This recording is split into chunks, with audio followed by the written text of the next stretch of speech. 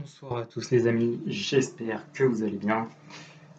On est parti pour le groupe C, phase allée de Ligue des Champions.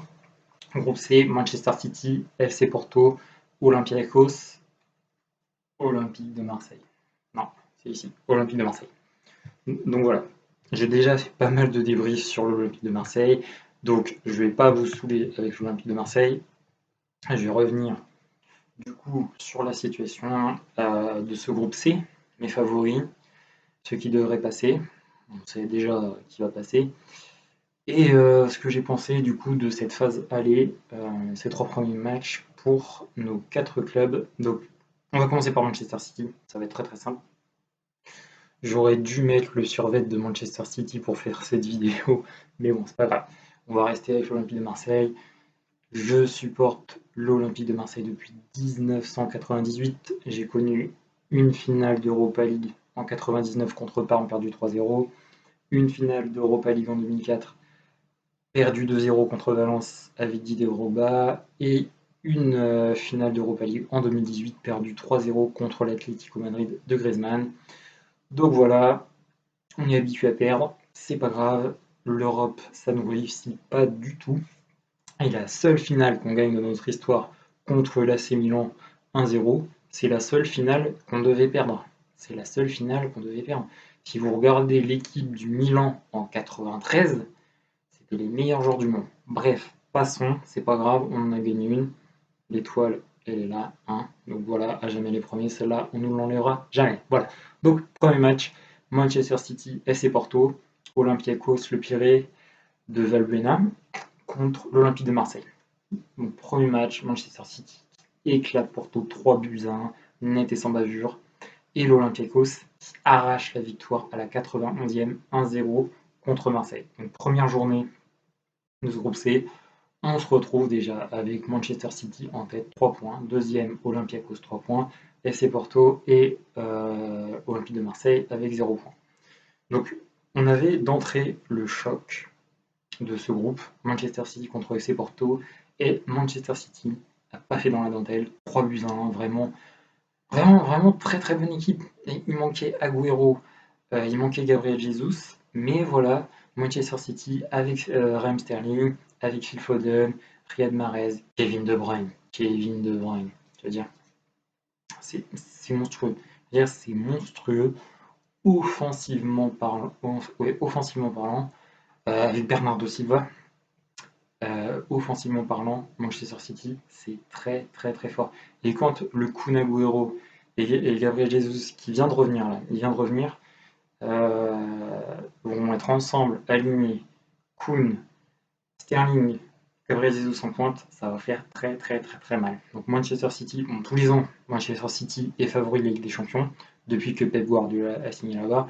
Mais là, premier match, clair, net, sans bavure, 3-1 contre Porto. Marseille, qui en est à sa 10e défaite de suite en Ligue des Champions contre l'Olympiakos, après avoir perdu contre l'Inter Milan, 2 fois contre le Bayern Munich, 2 fois contre Arsenal, 2 fois contre Naples, 2 fois contre Dortmund, donc 10e défaite d'affilée en Ligue des Champions.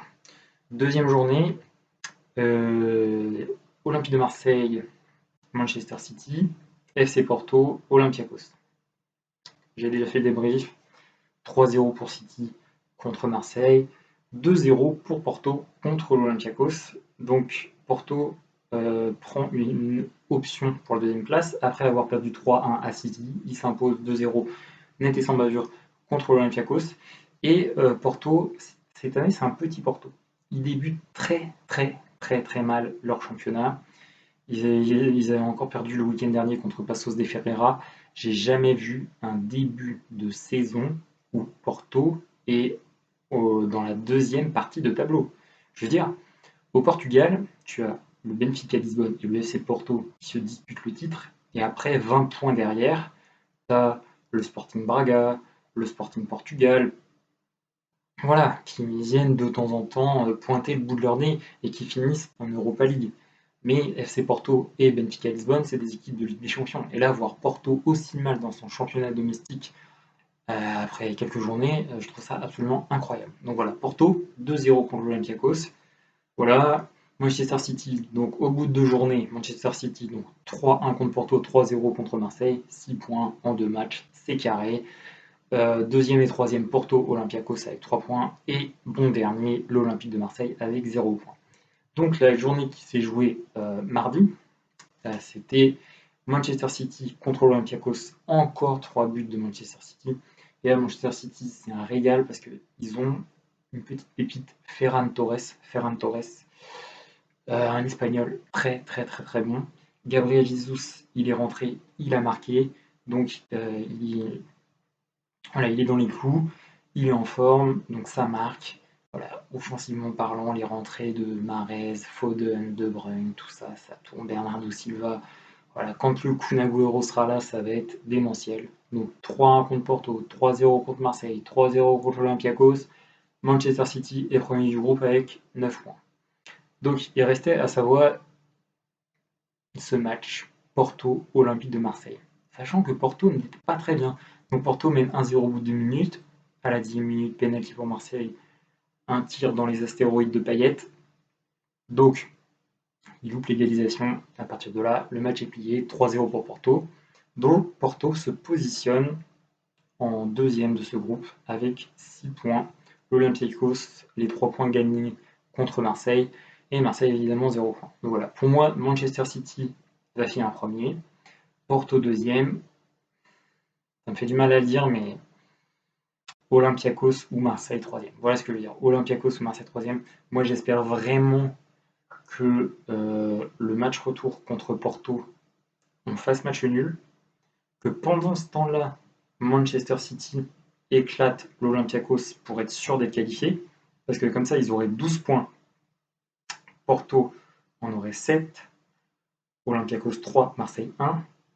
Et comme ça, dernier match, Marseille-Olympiakos avec 70 000 supporters. Ah non, pardon, j'ai oublié qu'il y avait le Covid. Avec 0 spectateurs. Du coup, on espère la victoire contre l'Olympiakos. Comme ça finirait par un Marseille 4 points, Olympiakos 3 points. On ira en Ligue Europa. Et en Ligue Europa, on n'est jamais à l'abri d'une bonne surprise comme en 2018 où en 16e de finale, on bat le Sporting Braga. En 8e de finale, on bat l'Atlético Bilbao. En quart de finale, on bat le RB Leipzig. En demi-finale, on bat le RB Salzbourg. Et en finale, on se fait éclater par l'Atlético Madrid. Donc voilà, pour moi, Manchester City, c'est comme le Bayern Munich. C'est des victoires éclatantes, nettes, sans bavure. 3 buts à chaque match. Un seul but encaissé. 3-1, 3-0, 3-0. Voilà. Pour moi, Bayern Munich, Mönchengladbach et Manchester City sont les 3 équipes qui m'ont le plus régalé sur ces 3 premiers groupes dont je vous ai parlé. Et donc voilà, on espère que l'Olympique de Marseille ne sera pas ridicule et au moins remportera un point contre Porto au match retour. Et puis pourquoi pas espérer un match décisif lors de la 6e et dernière journée de cette poule C pour au moins aller en Europa League et vivre un printemps européen. C'est tout ce qu'on espère, nous, c'est tout ce qu'on espère.